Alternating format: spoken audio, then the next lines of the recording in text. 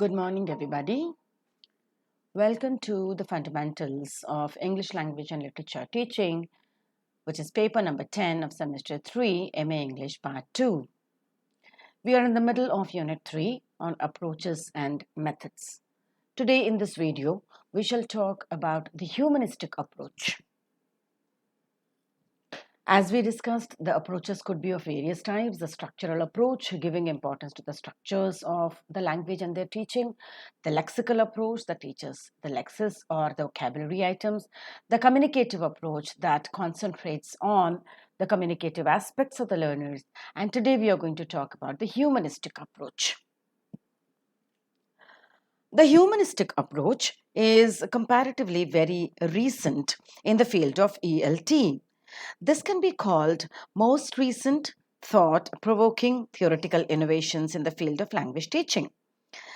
Strangely enough, its base is not formed by the linguistic theories or facts related to pedagogy. Concern for human beings forms the basis of this approach. Almost all the methodologies in relation to humanistic approach are developed by non-language teaching professionals. These methodologies were shaped by humanistic principles like concern for human beings and caring and sharing. It evolved through investigations into the nature of individuals. It mainly considers pedagogic and psychological nature of learning. Some of the chief proponents of this type of language teaching are Charles A. Curran, a Roman Catholic priest and professor of clinical psychology, Caleb Gattacno, a teacher of mathematics, Dr. Georgy Lozanov, a psychiatrist, and James Asher, a clinical psychologist. Theoretically speaking, the theory of humanistic approach does not rest in the nature of language and language learning. Neither does it rest on the function of the language. It rests on the psychology of the learners.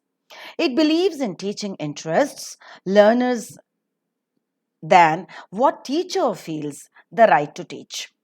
The following could be the theoretical assumptions of humanistic approach. Number one, the language teacher can damage the self-image of the learner, and active participation of an adult learner in the learning act would not allow damage of his dignity. Number two, the choice of the right method is an important factor in the development of people, and the qualities independence, autonomy, and responsibility should be nurtured through the learning, as Caleb Gattacno opines. Number three, total potential of the human brain has not been tapped, and learning can be made very easy and joyful by making the atmosphere free from the negative suggestions, as Lojanov opines. Number four, a little fun in the classroom goes a long way in the learning, as Asher points out. The humanistic approach is thus an exciting and interesting attempt to make language learning away from narrow confines of linguistics and pedagogy and relate it to the human beings and their emotions. It tends to see language learning as a process that engages whole person rather than only the intellect.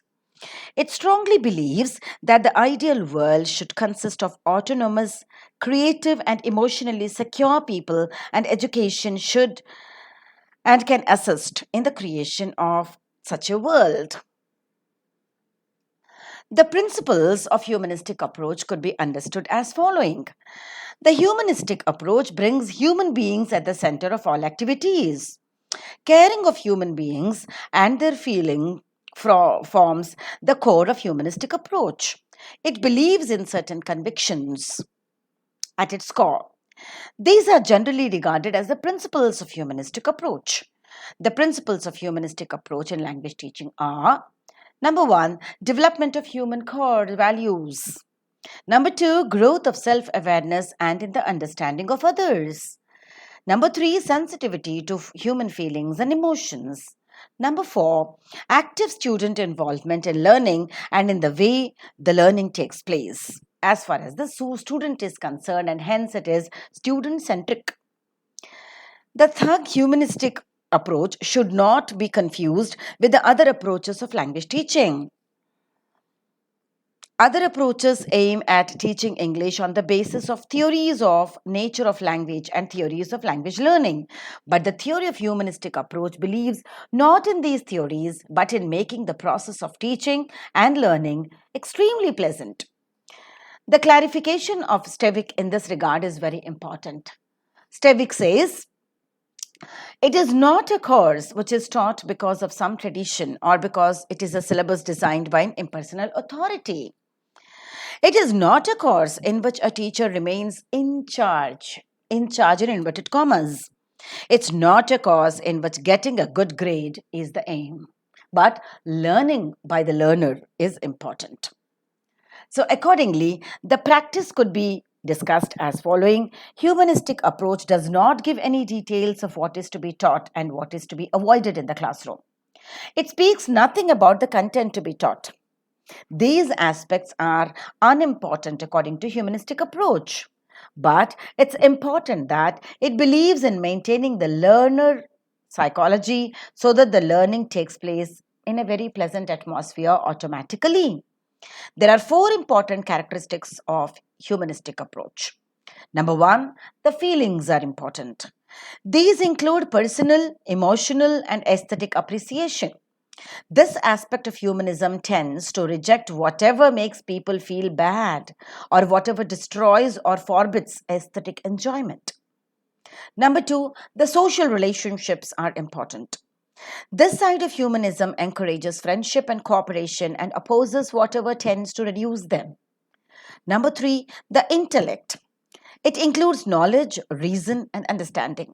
This aspect fights against whatever interferes with the free exercise of mind and is suspicious of anything that cannot be tested intellectually. Number four, self actualization. It is the quest for full realization of one's deepest true qualities. This aspect believes that since conformity leads to enslavement, the pursuit of uniqueness brings about liberation and a good learning. As we have seen earlier, the humanistic approach does not specify any content to be taught in the classroom or during the course, as with respect to the syllabus of the humanistic approach is concerned. Pre-designed syllabus cannot be the part of humanistic approach. It's belief that learners should be emotionally and mentally free during the process of learning does not allow a predetermined syllabus. As students should be in charge of their learning, the syllabus should emerge during the process of learning. Humanism does not allow any dictatorial practice in the process of learning. The teacher in humanism is only a facilitator who acts according to the needs of the learners. As pre-designed syllabus leads to the teacher-centeredness, it is rejected and the process syllabus or emergent syllabus is used in the humanistic approach where the teacher just becomes a facilitator. So, humanistic approach is concerned about the learner psychology and also about the needs and interests of the learners. Teachers do not remain the authority, but rather become a facilitator in the classroom. Humanistic approach sounds very interesting and useful, but it also poses several questions in the educational enterprise. It cannot be observed in its totality. If one is to accept it in its totality, it won't lead to the desired results. Students at every stage, at every age, need to be shaped and interests need to be developed. Humanistic approach does not consider these factors. It is rather for the learners and gives no attention to the teacher. Teachers are not considered to be the people with psychology. They are supposed to scarify everything they have learned from the experience for the sake of humanistic approach. They have to sacrifice all these pedagogical principles and adopt humanistic approach consciously. Moreover, it won't necessarily bring the results it claims to bring. Some important teaching innovations and a humanistic approach can be discussed in the later presentation. Essentially, humanistic approach is concerned with the learner's psychology and the needs and interests of the learner. Is very participative, and the entire approach is student-centric. There is a paradigm shift that we could observe from the teacher-centric approaches to language teaching and learning to the learner-centric approach of language learning by the learners. From a dictatorial teacher, there is a paradigm shift that the teacher becomes just a facilitator. From a predetermined syllabus, there is a paradigm shift into the emergent syllabus so that the learner learns by himself. He is not taught, but is motivated to learn himself. There were a number of experiments that were being done on the humanistic approach, like the silent way developed by Caleb Gettigno in 1960s, the total physical response developed by James Asher, who is a professor of psychology in California. He worked in the 1970s. Suggestopedia by George Lezanov, a Bulgarian psychiatrist and educator who did his experiments in the 1970s.